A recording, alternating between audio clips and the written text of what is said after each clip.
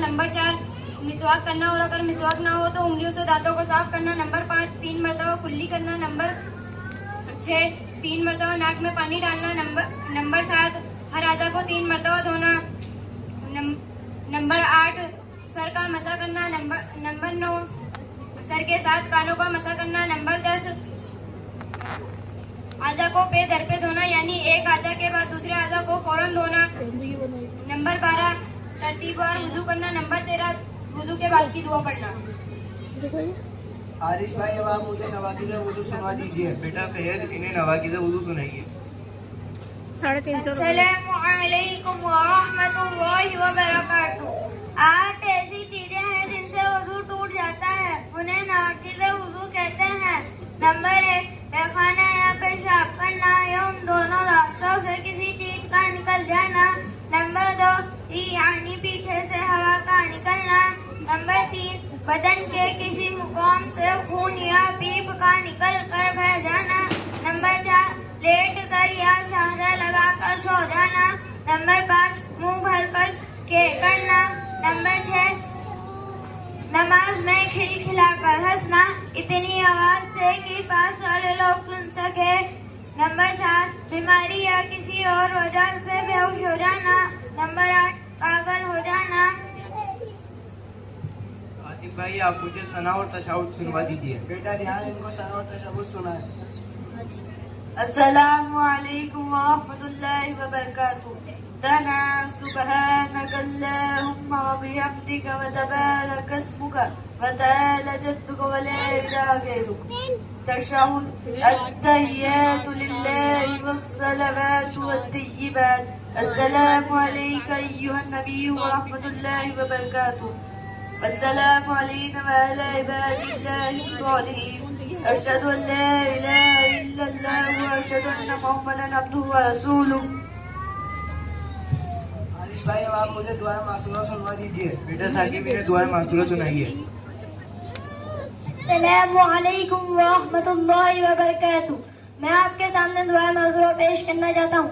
अल्लाहुम्मा इन्नी ज़लमतु नफ्सी ज़ुल्मन कसीरन व ला यग़फ़िरु ज़ुनूबा इल्ला अंता फ़ग़फ़िरली मग़फ़िरतम मिन इंदिका वरहमनी इन्नका अंतल गफ़ूरुर रहीम। अब आरिश भाई, आप मुझे नमाज के वाजिबात सुनवा दीजिए। बेटा आदिल इन्हें नमाज के वाजिबात सुनाइए। वो चीज जो अगर भूले से छूट जाए तो सजदा सहू करना पड़ता है। नंबर 1 फर्ज नमाज की पहली 2 रकात में और तमाम नमाजों की हर रकात में सूरह फातिहा पढ़ना।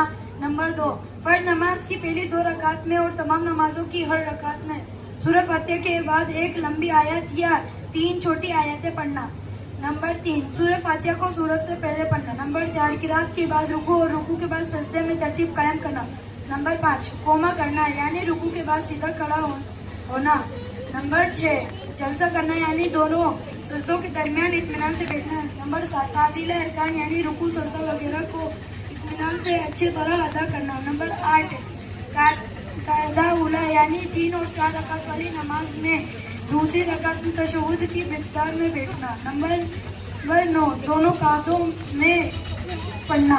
नंबर 10 इमाम को फजर, मगरिब, ईशा, जुमा, ईदैन, तरावी और रमजानुल मुबारक की वित्र में जोर से किरात करना।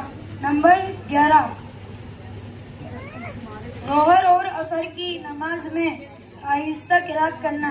नंबर 12 लफ्ज़ सलाम से नमाज को खत्म करना। नंबर 13 वित्र की तीसरी रकात में दुआ कुनूत पढ़ना। नंबर 14 दोनों ईदों में 6 ज़ायद तकबीर अल्लाहु अकबर कहना। आतिफ भाई, आप मुझे नमाज की शराइत और अरकान सुनवा दीजिए। बेटा इस्रात, इनको नमाज के शराइत और अरकान सुनाए। अस्सलामु अलैकुम व रहमतुल्लाहि व बरकातुहू। नमाज के अंदर 7 फराइद हैं जिन्हें शराइत कहते हैं। नंबर 1 बदन का पाक होना। नंबर 2 कपड़ों का पाक होना। नंबर 3 सतह का छुपाना। नंबर 4 जगह का पाक होना। नंबर 5 नमाज का वक्त होना। नंबर 6 किबले की तरफ रुख होना। नंबर 7 नियत करना। नोट, मर्द के लिए नाक के नीचे से घुटनों के नीचे तक सतर का हिस्सा है। औरत के लिए चेहरे, दोनों हथेलियों और दोनों कदमों के अलावा पूरा बदन सतर है। नमाज के अंदर 6 फवाइद है जिन्हें शराइत कहते हैं, अरकान कहते हैं। नंबर 1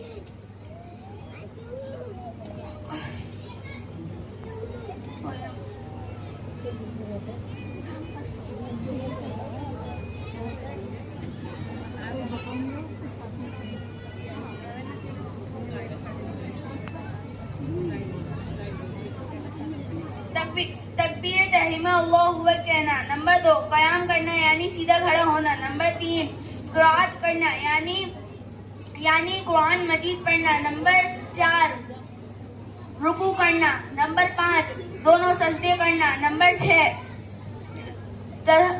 आखिरी आयत में तशहुद की मिक़दार बैठना। नोट,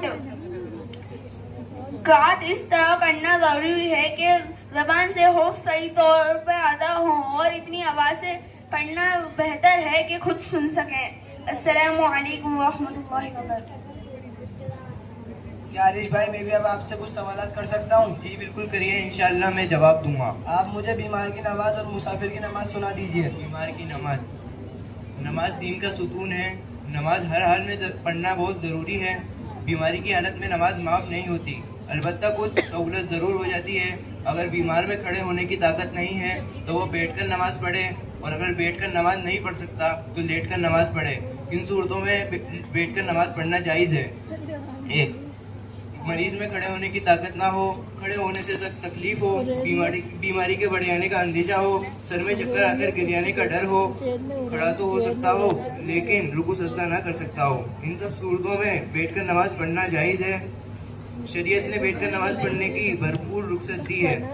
जिस तरह बैठकर नमाज पढ़ने में आसानी हो उस तरह बैठकर नमाज अदा करें। आलती पालती मारकर, पैर फैलाकर या किसी दीवार या किसी और चीज़ से सहारा लगाकर नमाज पढ़ सकता है।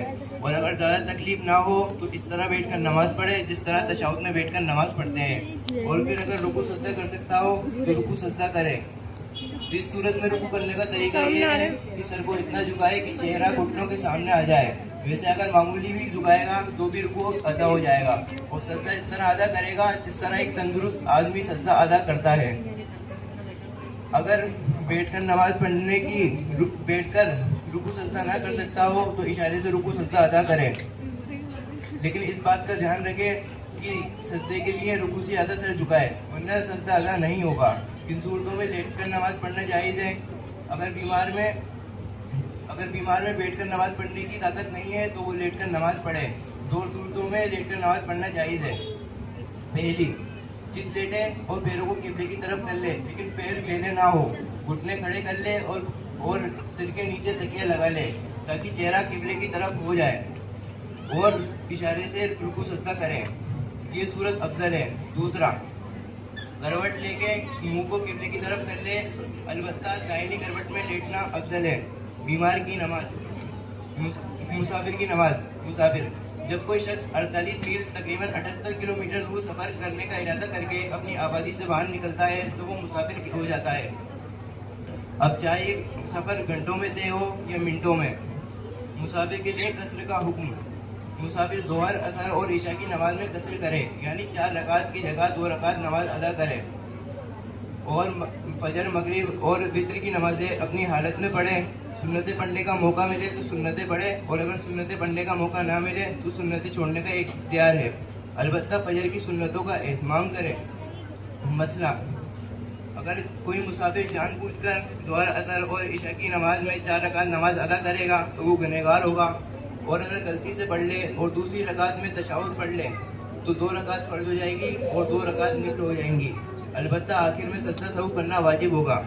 मसला, जब तक कोई मुसाफिर किसी जगह 15 दिन रुकने की नियत नहीं कर लेगा जब तक वो कसर करता रहेगा, लेकिन जब वो किसी जगह 15 दिन रुकने की नियत कर लेगा तो वो पूरी नमाज अदा करेगा।